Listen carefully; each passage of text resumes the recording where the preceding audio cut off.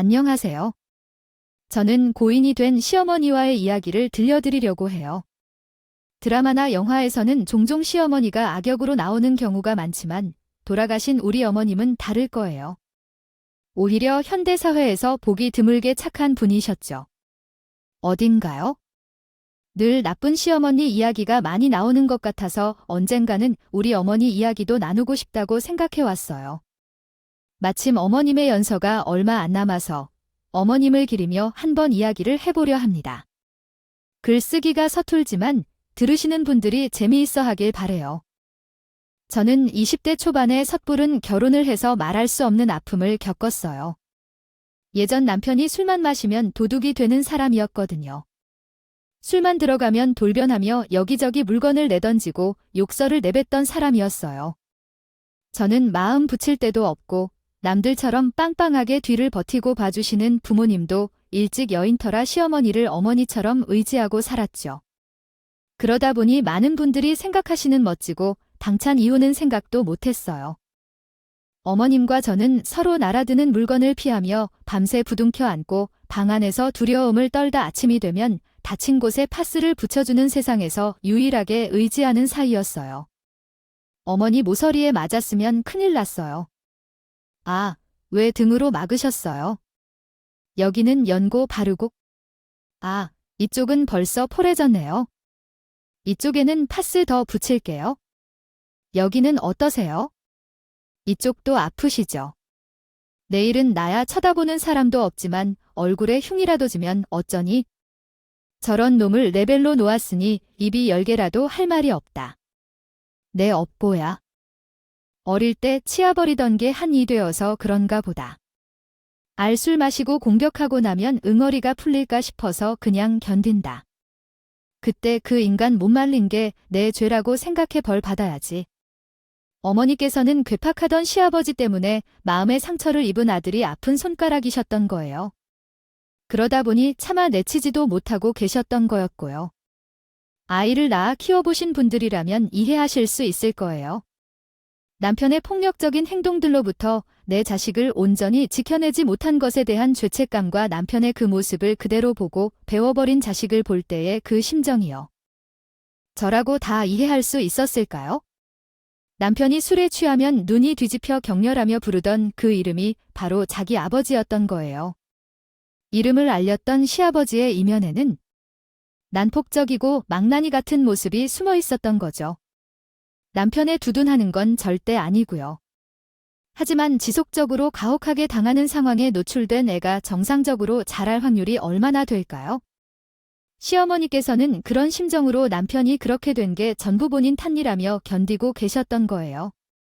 저는 어머님께 함께 도망가서 몇 번이나 설득했지만 어머니께서는 절대 그러실 리가 없었죠.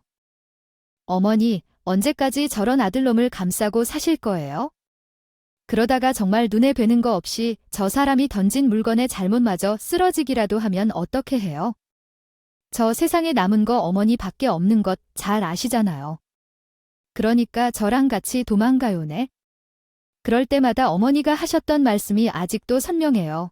자식은 부모를 버리고 가서 살 수 있어도 정상적인 부모라면 자식을 버리고 가지 않을 것이다. 내가 그런 말을 하는 게 아니라며 어떻게 나는 연예인이 그런 발언을 할 수 있는지 생각해보면서 머릿속은 하얀 고요함이 밀려온다. 그래서 아무것도 듣지 않았습니다. 한국어에는 매우 많은 농간이 있지만 너무 신경 쓰지 않는 것이 중요하다. 고마운 심리상담사는 그러고 웃었다. 심리상담은 상대방을 편안하게 해주는 일이라고 어린이 심리상담사는 웃으며 강조했습니다. 그러나 미소는 가면 속에 갇힌 불평하는 골이 옆으로 찌르기 위한 도구일 뿐이었다. 그래서 대부분의 교수들은 수업 중이라는 핑계로 얼굴을 뒤로 돌려놓았다. 재밌는 이야기를 하려 했지만 어떤 내용이었든 마음이 아팠다. 호기심이 없는 세상에서 미소 저리는 것이 당연한 것이었다. 마음을 헤아릴 수 없게 곤란한 상황에서 나는 여기에도 있길 원했다. 그동안 머릿속에서 반복되던 생각은 중략호 혹은 세미콜론의 경우에 적합한 문장 보호로 대체하시기 바랍니다. 저는 사실 친부모의 전 같은 건 잘 모르고 자랐어요. 사실 부모정이라는 것도 사랑이라는 것도 시어머니 덕분에 받아볼 수 있었죠. 그래서 제게 시어머니는 친엄마보다도 더 엄마 같은 세상에 하나밖에 남지 않은 어멜리였어요. 그런 분을 두고 혼자 살겠다고 도망칠 수는 없었죠. 그런 제가 어머니 곁에서 해드릴 수 있는 거라곤 남편이 술 마시고 돌아온 것 같다 싶으면 어떻게 해서든 시어머니를 방 안으로 밀어넣고 보호해 드리는 것뿐이었어요. 그런데 얼마 뒤 시어머니께서 직접 제 짐을 싸서 도망을 치게 만드셨어요. 아가, 얼른 가. 은혜가 필요한 짐 다 싸줬다. 빨리 가. 아까 보니 술 마시고 온 모양인데. 아, 이놈이 덜 취한 건지. 술 산다고 나갔어. 또 술에 잔뜩 취하면 너 찢어낼지도 모른다. 혹시라도 돈 필요하면 나한테 연락하고. 저는 갑작스레 집에 돌아온 책에 바리바리 싸던 짐 가방을 떠안기며 밖으로 내모시는 시어머니의 손길을 울음부터 터져나왔어요. 어머니, 저 혼자 어떻게 가요? 그 말을 듣고 제가 어떻게 어머니만 두고 가요? 같이 가요. 어머니네 제발요. 저한테도 엄마 같으신 분이잖아요. 어떻게 저만 가라고 그러세요? 내가 어떻게 해서든 저놈 잠들면 이혼 서류에 지장 찍고 너한테 보내줄 거야. 좋은 사람 만나 나같이 힘없는 시엄마 말고 당당하고 똑 부러지고 멋진 시엄마 만나. 내가 낳아주는 것 말고는 아가한테 해줄 게 없어. 미안하다. 저는 단호하게 짐 가방까지 싸서 떠밀고는 본인은 남을 거라 고개를 저으시던 시어머니의 모습을 보곤 눈물 흘리며 단념할 수밖에 없었어요. 어머님을 두고 홀로 나온 저를 욕하실 수도 있겠네요. 시어머니께서는 정말로 어떻게 된 일인지 남편의 도장이 찍힌 이혼 서류를 제게 보내주셨어요. 하지만 저는 이혼한 후에도 한동안 새벽마다 그 집 근처를 배했어요. 내일 밤 아들의 난폭에 무방비를 노출되실 어머님의 모습이 눈에 밟혀 도저히 잠을 잘 수가 없었거든요. 집 근처에서 서성거리거나 큰 소리가 나기라도 한다 싶으면 무조건 112에 익명으로 신고를 했어요. 가끔은 집 앞을 서성이며 익숙한 남편의 실루엣이 보이면 형체만으로도 술에 취한 건지 아닌지 바로 알아챌 수 있었죠. 어떤 날은 다행히 조용히 집에 들어가 얌전히 자는 날도 있었어요. 하지만 어떤 날은 아니나 다를까 물건 깨부시는 소리가 들리던 데도 있었죠. 그럴 때마다 경찰에 신고하고 남편을 경찰서로 보내버리는 일은 언제나 제가 했어요. 그렇게라도 어머님이 무사하시길 바랐고 어머니에게 감사함을 갚을 길이 그것뿐이었으니까요. 이혼 후 저는 한 가지 목표가 생겼어요. 단절되어 있던 경력을 다시 쌓고 가능하다면 어머님을 모셔오겠다는 목표였습니다. 그래서 저는 앞만 보고 살았어요. 주변에서 제가 어떤 삶을 살았는지, 결혼한 적이 있는지 없는지조차 모르는 지인들은 가끔씩 남자를 소개해주고 싶어 하거나 누군가 만날 생각 없느냐는 가벼운 질문들을 종종 하곤 했어요. 그런데 저도 어느새 난폭적인 술 주정뱅이의 남편과 트라우마가 생겼는지 남자라면 그저 불신하게 되고 치가 떨리더라고요. 남자라는 동물 자체를 도무지 믿을 수 없는 지점에 다다르게 되었어요. 그렇게 경주마처럼 미친 듯이 돈만 벌며 살다 어느 날 문득 어머님이 보고 싶어지더군요. 그래서 그 집에 다시 찾아가 보았어요. 그런데 어머니께서 더 이상 그 집에 살고 계시지 않더라고요. 저 모르게 이사를 가신 건지 뭔지 억장이 다 무너져 내리는 것 같았죠. 조금만 더 빨리 찾아뵐 걸 번듯하게 나타나 어머님을 모셔가고 싶었는데 제가 한 발 늦은 것 같아 너무 속상했어요. 전화를 해도 받지 않으셨고 문자를 보내도 답이 없으셨어요. 저는 어머니를 어떻게 찾아야 하나 막막하면서도 더 이상 악착같이 살아가던 인생의 목표가 하나 사라진 느낌이었고 무기력한 마저 느끼고 있었죠. 세상의 가족이라 여기던 하나뿐인 존재가 제게 말도 없이 어느 날 갑자기 이 세상 어디론가 사라져 버렸으니까요.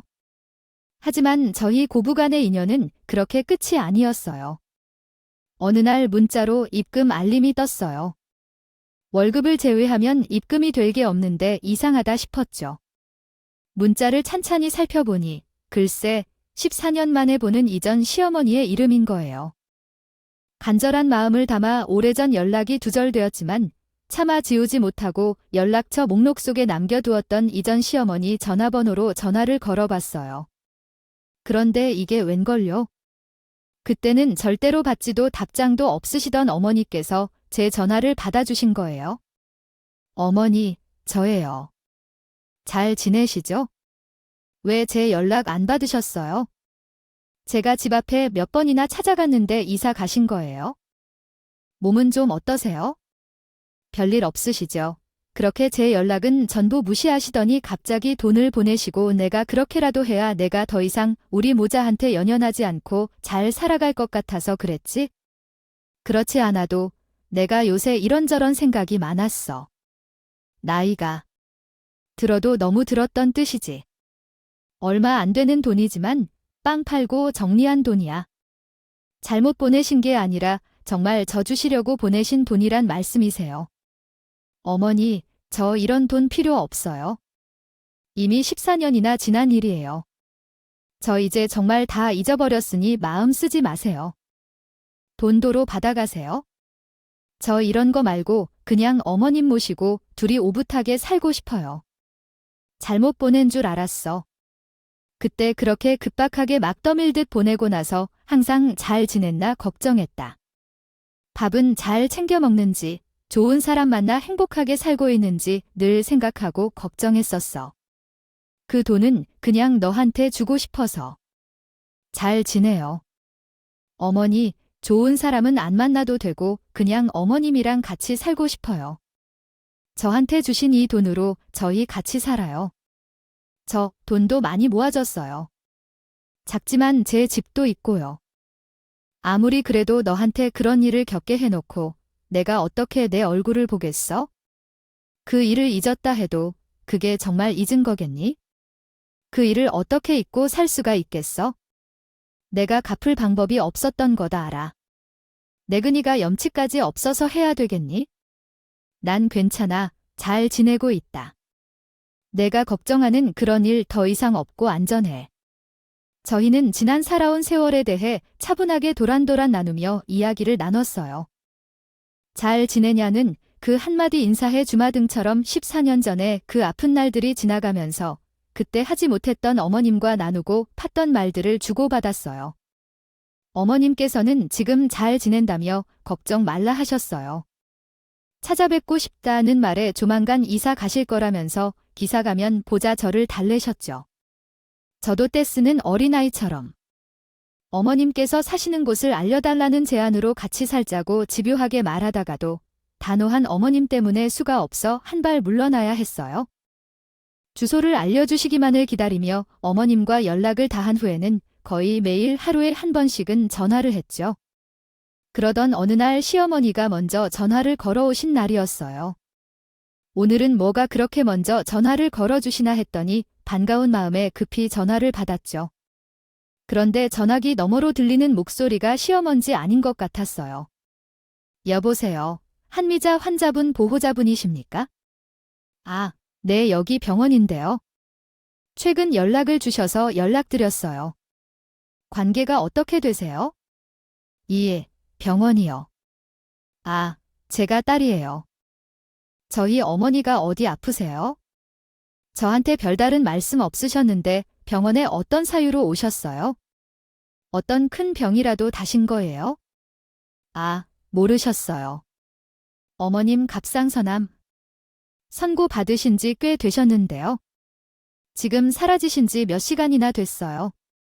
신고는 해뒀는데 빨리 와보셔야 할 것 같아요. 환자분 앞에 말리는 것도 위험해요. 절대 안정을 취하셔야 하는데요. 네, 암 말기 환자시라고요? 저희 어머니가요? 아니, 병원에서 어떻게 환자가 없어질 수가 있어요? 어떻게 돌아다니시는 것도 위험하다는 환자분이 사라질 때까지 모르고 계실 수 있는 거예요? 큰일이라도 나면 어떻게 하시려고 병원 주소 얼른 알려주세요. 지금 제가 그리로 갈게요. 참으로 청천벽력이 아닐 수 없었어요. 갑상선암이라니, 그것도 말기라니. 심장이 떨리는데 가까스로 부여잡고 어느새 제 발은 병원으로 향하고 있었어요. 그래서 어머니께서 갑자기 땅을 죄다 정리하고 그 돈을 입금해요. 주셨구나. 그래서 집도 알려주지 않으시고 나중에 알려주신다고 하셨던 거구나. 생애 끝자락에서도 미안함은 잊지 못하시고 끝까지 제 생각해주신 어머님의 마음에 더욱 슬프게 느꼈어요. 어떻게 병원에서 그렇게나 절대 안정을 취해야 하는 환자가 사라지는 것도 모를 수가 있는지 병원에 대한 원망도 마구 생겼죠. 걱정되는 마음에 한달음에 시어머니가 입원해 계시다던 병실의 주소를 받고 달려갔을 때는 이미 병실로 돌아가 계신 어머님을 마주쳤어요. 햇볕이 잘 드는 병실 다른 환자들 주위에는 가족이나 간병인이 한두 명씩은 모두 붙어 있는데 주변에 붙어 있는 사람 한 명 없는 어머님의 외로운 모습이 눈에 띄었죠. 14년 만에 뵌 어머님은 살이 쪽 빠져 수척하신 몰골이었어요. 갑상선 쪽 암세포가 커저목 한쪽에 홍마냥 붙어 있는데 빼빼 마르신 어머님의 몸과는 상반되게 너무나도 커 보였죠. 어머님의 모습에 맞닥뜨리자마자 왈칵 눈물이 터져 나왔어요. 아니, 아까 내가 여기를 어떻게... 아니, 누가 이야기한 거야? 어떻게 여기를 하고 찾아왔어? 제가 어머님 목소리 듣고도 모를까 봐서요. 제가 모를 줄 아셨어요. 갑자기 돌아가실 분처럼 땅 정리하시고 돈 보내시고 그러다가 말없이 소리 소문 없이 이렇게 제 곁에서 떠나가실 생각이셨어요. 14년 묵은 서운함이 몰려와 감정이 벅차올랐어요. 그때 그렇게 다급하게 내쫓다시피 절 보내셔놓고 그 뒤로 제 연락 한 번 받아주시지 않더니 잘 지내신다고 하셨잖아요. 근데 이게 잘 지내시는 거예요? 연락이라도 받아주시지 어디 사시는지 알려라도 주시지 그러셨어요. 그럼 제가 좀 더 빨리 알고 병원 모셔갔을 수도 있잖아요. 아가, 미안타. 바늘과 아픈 몸이 끌고 너한테 연락해봤자 내가 짐밖에 더 되겠니? 망나니 같은 아들놈 때문에 씻을 수 없는 상처를 이미 한 번 줬는데 그런 너한테 염치 없이 어떻게 찾아가니? 제가 엄마보다도 더 엄마 같으시다고 저희 어머니 해주시라고 늘 그랬잖아요. 딸처럼 대해 주셨잖아요. 그렇게 연락 끊어내지 마시지 그러셨어요. 제가 얼마나 서운했는지 아세요? 내가 나를 친오미처럼 생각한 거 내가 어떻게 모르겠니? 그러니 더더욱 연락할 수가 없지? 어떻게 또 이런 상처를 주니? 사람 잃는 상처 한 번이어도 찢어지게 아픈데 그 상처를 어떻게 내가 또 줄 수 있겠어? 못 본 척하고 이만 가라. 돌아가서 내 인생 살아 오늘 나본 건 있고 아니요, 저 안 가요? 다시는 어머니 놔두고 안 가요. 오늘부터 제가 어머니 보호자예요. 그러니까 저보고 가라는 말씀 하지 마세요. 저한테 주신 500만 원 있죠? 저 그거 간병인 고용하신 거라 생각하고 빚 갚으려고 온 거예요. 그렇게 생각하세요? 공짜로 그냥 와 있는 거 아니에요? 사실 시어머니를 뵈러 왔을 때는 보호자까지 생각하지는 않았어요. 사실 그렇게 깊게까지 상상하고 생각할 겨를이 없었죠. 당장 몰랐던 어머님의 암송고 사실만으로도 상황 파악하기 벅찼고 대체 병실 밖 어디로 사라지신 건지 걱정뿐이었으니까요. 간병인이나 가족들 하나 없이 외로운 모습이실 거라고는 상상도 하지 못한 거예요. 아무런 대비 없이 마주친 어머님의 고독한 모습에 제 가슴은 이미 찢어지게 아팠어요. 병실에요. 홀로 쓸쓸한 어머님을 보자마자 그 말이 절로 튀어나오더군요. 어머니께서는 한참을 아무 말도 못하시고 고개를 돌려 눈물만 훔치셨어요. 처음 어머니께서 암을 발견했을 때에는 나이가 있으신 편이다 보니 항암 치료는 무리가 있다 판단되어 약물 치료를 시작하셨대요. 그런데 약물 치료의 효과가 제법 잘 들어서 어느 정도 호전이 되고 희망이 있다며 의사 선생님께서 말씀을 하셨다고 해요.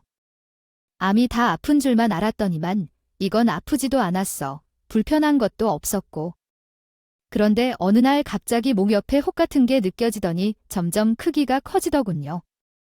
병원에 가보니 암세포라고. 어떻게 해요? 항암은요 해보셨어요? 요새는 항암 치료로 그래도 어느 정도 치료할 수 있다고 하잖아요. 내 나이쯤 되면 대부분 항암은 안 한다더라. 머리도 빠지고 치료 자체도 체력적으로 문의가 되니까 처음에 병원에서도 약물 치료를 먼저 보냈어. 나도 그래서 약물 치료까지는 해봤지. 처음에는 다행히 효과가 어느 정도 있는 것 같더구나. 어머님 연세가 얼마나 되셨다고요?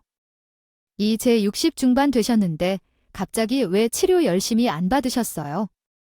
아니면 어머님 아픈 손가락인 그 망나니 놈이 아직까지도 어머님 속을 썩이기라도 해요? 그런 건 아니야.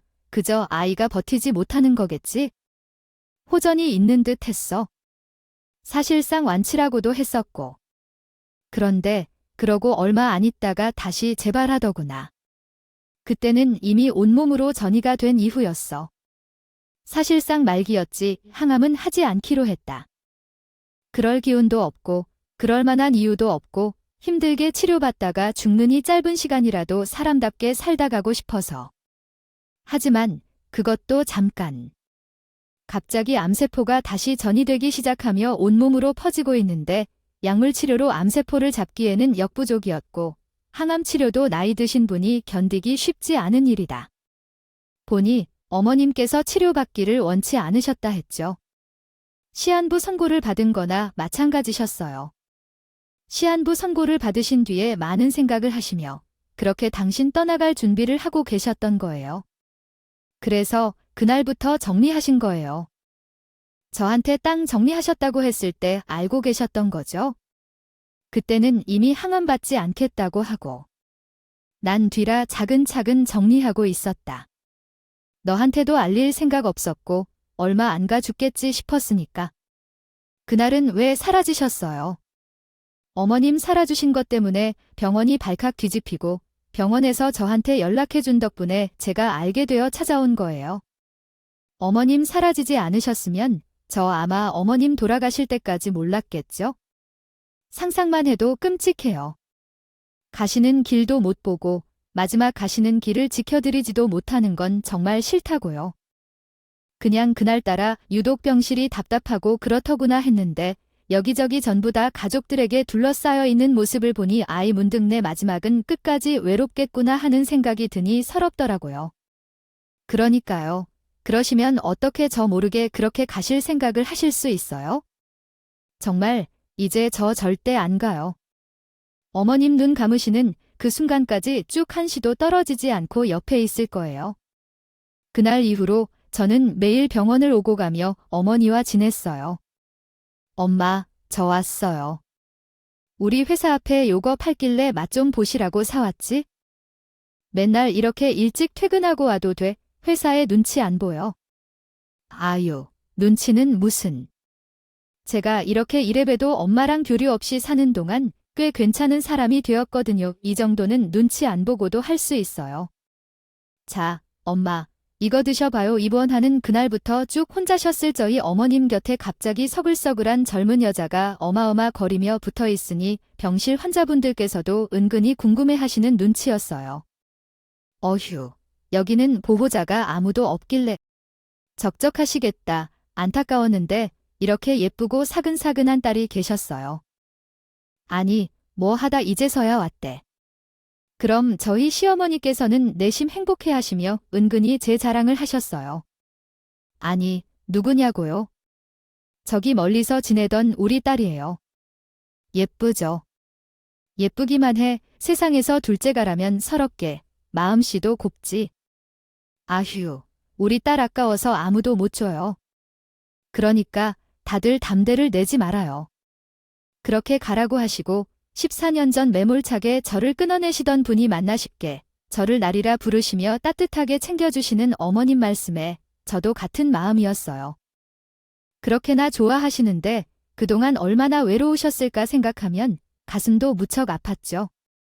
어머니께 다짐처럼 뱉었던 그 말, 어머님 눈 감으시는 그 순간까지 쭉 한시도 떨어지지 않고 옆에 있을 거라던 그 말을 지키겠다는 마음 하나로 저는 말기 암 상태인 시어머니를 돌봐드렸어요. 서로의 지난 세월 살아온 나날들에 대해서는 이야기했지만 남편 일이나 돌아가신 아버님 일 같은 것들은 묻지 않았어요. 사실 서로 묻지 않는 이야기가 훨씬 더 많았어요.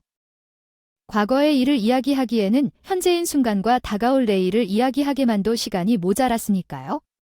그런데 어머님께서 어느 날인가 지금까지는 해주신 적 없었던 이야기를 해주시더라고요. 떠나시기 전에 무슨 직감이라도 드셨던 건지 말이에요.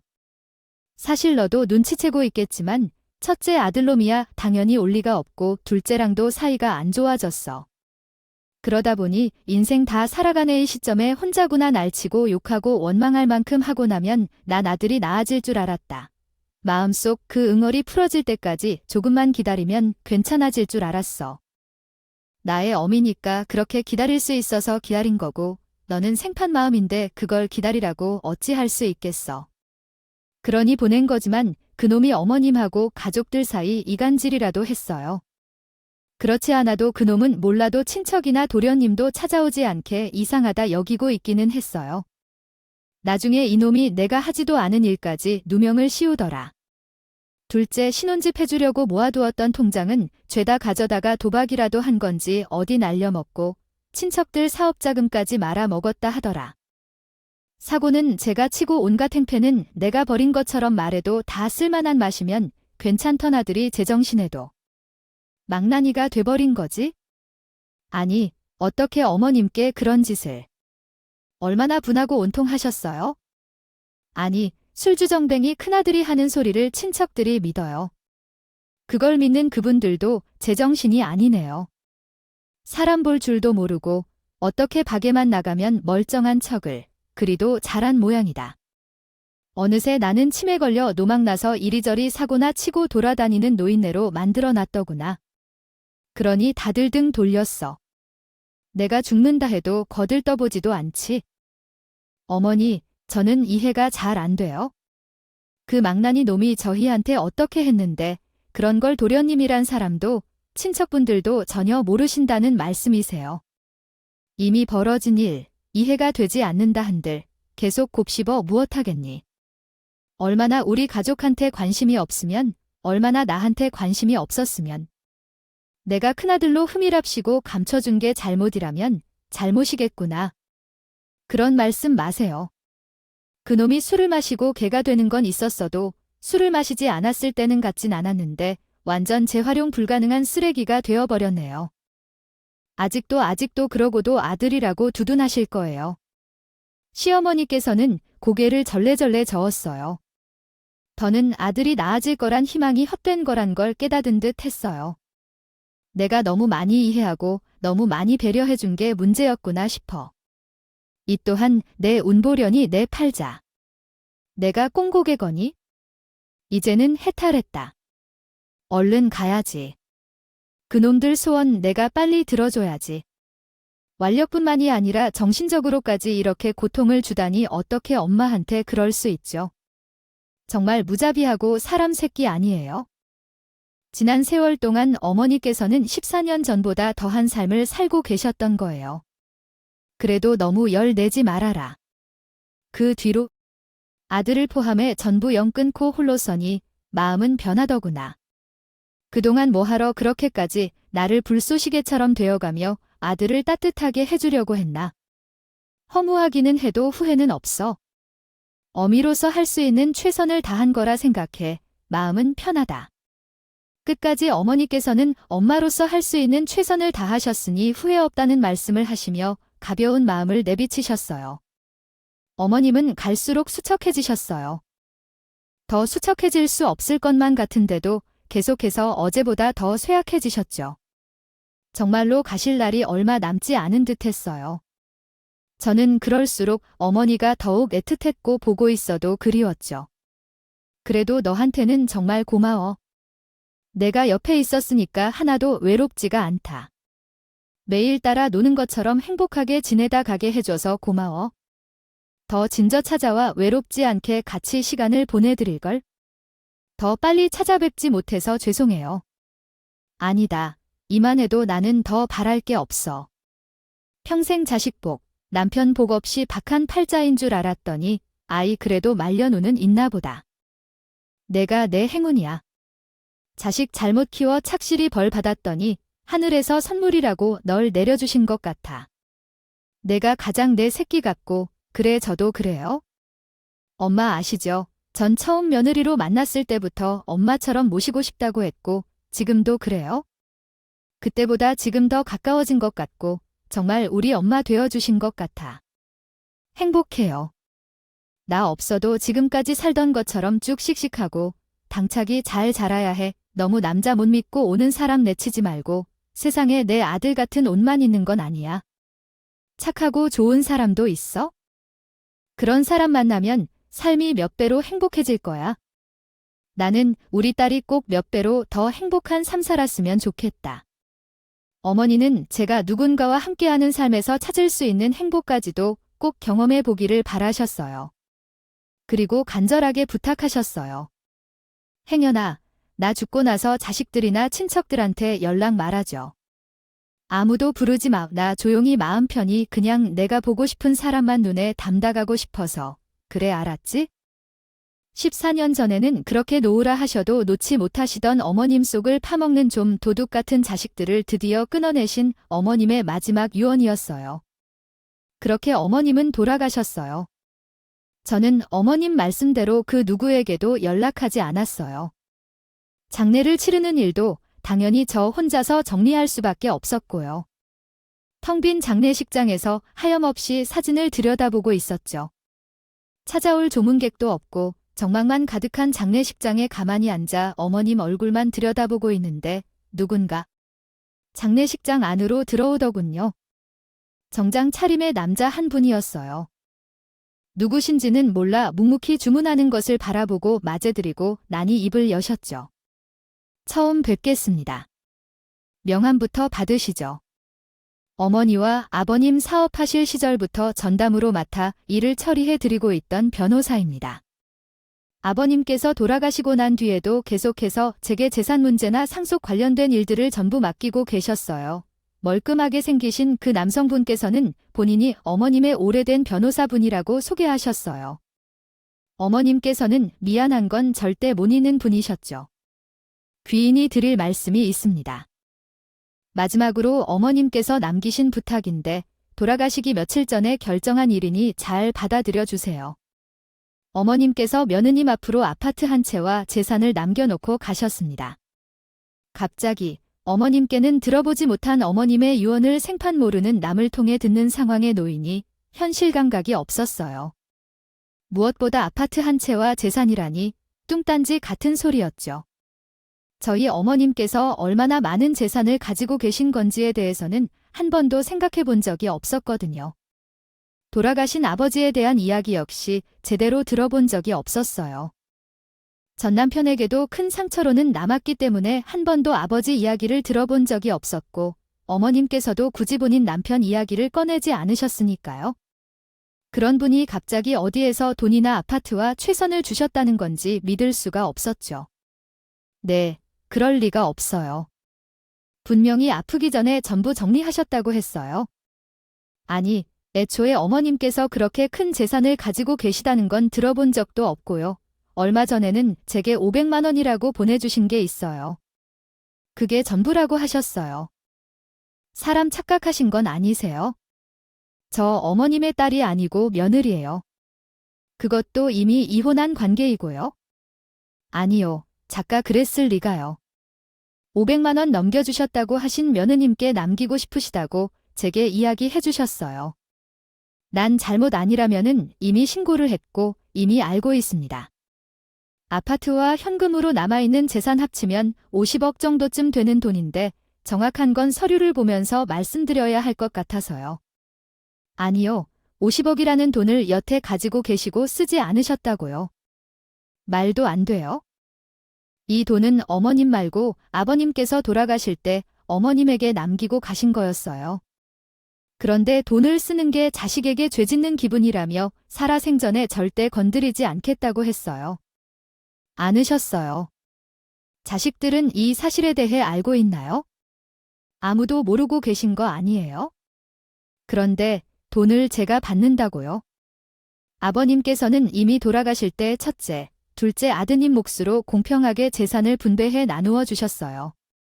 이건 온전히 어머니 몫이고요. 어머님께서 돌아가시면서 남은 재산을 자식들에게 중요한 게 보통이긴 하지만 어머님께서는 두 자아자분들께 남기실 생각이 없으셨어요. 그러실 만도 하다고 생각하는데요.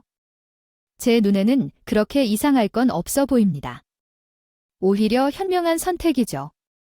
저는 시아버지에 대해 아무것도 모르고 있었고 어렴풋이 전남편의 돈 씀씀이에서 유복한 환경에서 자랐나 보구나 이 정도만 예상하고 있었어요. 그런데 남기고 가신 재산 규모를 보니 제가 잘은 몰라도 유능한 사업가는 맞으셨던 거예요. 단지 이렇게나 많은 재산을 손에 들고 계시면서도 자식 보기 미안해. 그 돈 한 푼 쓰질 않으셨다는 거예요. 좋은 병원에 가셔서 좋은 간병인도 쓰시고 하셨어도 남았을 텐데 돌아가실 때까지 그저 소박하게 사셨다는 게 마음이 아팠어요. 어머님께는 이 돈이 아니라 그저 상처뿐인 종이조각, 휴지조각에 불과하셨던 거겠죠. 그리고 어머님께서 하나 더 정리해줬으면 하는 일이 있다고 당부의 말씀도 전하셨어요. 14년 전 결혼 당시 지속적으로 가정폭력을 당하셨던 일을 전해 들었습니다. 배당권과 관련된 증거들을 어머니께서 모으고 계셨나 보더라고요. 이혼 소송이 아니라 합의 이혼으로 처리할 수밖에 없었던 것도 이야기해 주셨어요. 이 재산의 일부는 당신 아들님과 싸우는데 쓰라고 하셨습니다. 그렇게라도 마음의 상처를 씻어내고 싶으셨나 봅니다. 2년 만나셨으면 하는 마음이라 하셨어요. 그러면서 어머니께서 돌아가시기 전에 제가 남기셨던 편지 한 통을 전해주셨어요. 장소가 장소이니만큼 자세한 이야기는 나중에 저희 사무실로 오셔서 나누시면 좋을 것 같습니다.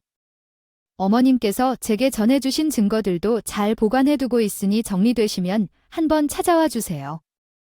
그렇게 변호사님께서는 생각지도 못했던 여러 내용들을 전해주시고 돌아가셨어요. 변호사님으로부터 전해들은 어멜림의 유언 덕에 저는 인생의 상처까지 꿰맬 기회를 얻을 수 있었죠.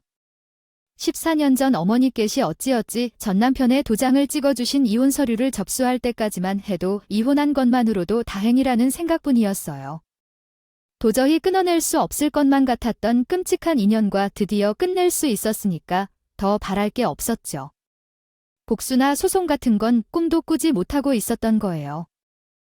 상처가 난 곳에 제대로 된 처치는 할 생각도 못한 채 그저 된장이나 대충 발라 덮어버리듯 무시하고 살아오기 바빴는데 어머님을 다시 뵙게 되고 어머님이 돌아가신 이후로는 아문 줄로만 알고 방치해 주었던 상처가 여전히 쓰리고 아프다는 걸 깨닫게 되었죠. 이제는 더 이상 외면하고 도망칠 수 없다는 걸 깨달았던 것 같아요. 20대 초반, 아무것도 모르던 바보 같은 제게는 이제 돌아가셨지만 든든한 지원군인 어머니가 계셨으니까요.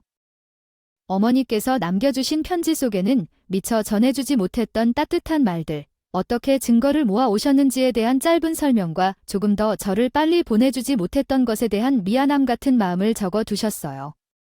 묵혀둔 감정들과 함께 변호사님은 믿어도 된다며 도움받아 잘 싸워내라는 내용이 적혀 있었지요. 그 편지를 보고 저도 결심했어요. 전 남편에 대한 소송을 진행하기로요. 그렇게 저는 요즘 어머니께서 마련해 주신 아파트에서 소송을 준비하고 있어요. 사실 이 집도 어머니께서 그냥 남겨주신 건 아니었어요. 15년 전간 며느리로 들어왔던 저는 어머님과 동네 산책을 종종 하곤 했는데요. 그럴 때면 늘 지나치던 아파트가 있었어요. 조경도 잘 되어 있었지만 무엇보다 아파트 입구 쪽 흰 아치형 펜스와 그 펜스 위를 자꾸 붉은 장미 덩굴이 담겨있는 모습이 무척 예뻐 보였죠. 전 남편이 술에 취해 들어오는 집안은 지옥같이 깎기 그지 없었어도 집 밖을 벗어난 동네만큼은 평화롭고 따스한 기억뿐이었어요. 그렇게 어머님과 손에 잡고 동네를 마시러 나오거나 함께 장을 보고 돌아가는 길이면 요 눈에 들어오는 동네 곳곳이 얼마나 따뜻하고 푸근하던지 집에 돌아오던 길목에 항상 있던 그 아파트가 특히나 무슨 이유에서인지 눈에 자꾸만 들어오더라고요. 그럴 때면 제가 늘 어머니께 이야기하던 것이 있었어요. 어머니, 제 꿈이 나중에 이 아파트로 이사 오는 거예요. 제가 제 밥벌이 제대로 하게 되면 전세로라도 어머님이 집으로 모셔올 거예요. 조금만 기다려주세요. 그럼 우리 이제 행복하게 살 수 있어요. 그때 제가 말씀드렸던 꿈을 어머니께서 아마 잊지 않고 계셨던 것 같아요. 마지막 순간까지도 기억해주고 제게 그 집을 선물로 주고 싶으셨던 거겠죠. 자식들에게 죄 짓는 것 같아 한 푼 쓰지 않고 가지고만 계셨던 그 돈 기어코 두 자식들이 어머님께 등을 돌린 후에야 그 돈을 쓰실 생각을 하신 거죠. 그렇게 장만해 주신 아파트에 들어서고 나니 어쩌면 이 집안 어딘가에 어머니가 계신 것만 같다는 느낌이 들어 얼마나 울었는지 몰라요. 참. 그리고 장례식을 마치고 변호사님 명함 속 주소로 찾아가 보니 사무실에서는 이미 어떤 식으로 소송을 진행할 것인지에 대한 계획이 마련되어 있었어요. 물론 시간이 너무 오래 지나기도 해서 소송을 진행하게 되면 결론을 낼 때까지 시일이 꽤 걸릴 것 같기는 하다고 했어요. 하지만 제게는 소송의 결과가 어찌 된다 한들 소송을 하지 않고 그냥 전 남편을 보낼 생각은 하지 않았어요. 무기력하고 바보같이 당하다 도망치기만 했던 지난날의 바보 같은 죄가 이제는 그 일을 마주하고 싸우려는 태도로 임하고 있다는 것 자체가 제 안에서 큰 힘이 되더군요.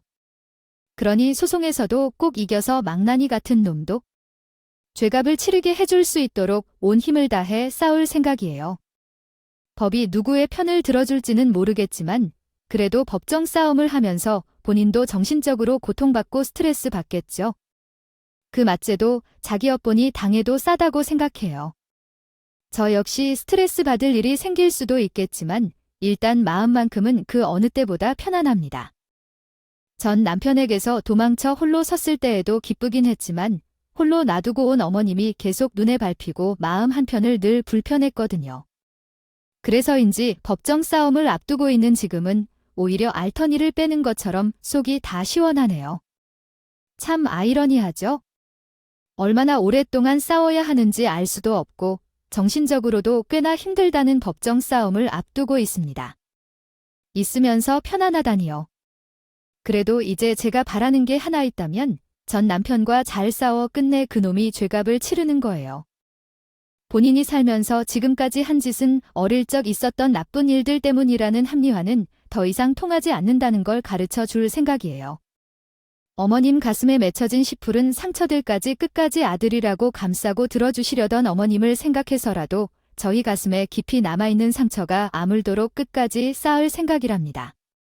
제 이야기를 들어주신 많은 분들, 부디 제가 소송에서 좋은 결과 낼 수 있도록 함께 기도해 주시면 정말 감사할 것 같아요. 제 이야기는 여기까지예요. 지금까지 기나긴 이야기 들으시면서 어떠셨는지 모르겠어요. 답답하다 느끼는 분들도 계셨을까요? 당하고선 저를 바보 같다, 손가락질 하실 수도 있지만 그래도 저는 그 덕에 부모보다도 더 부모 같았던 시어머니라는 사람을 얻게 되었기에 후회는 없어요. 말주변 없는 제 긴 이야기 들어주셔서 감사합니다.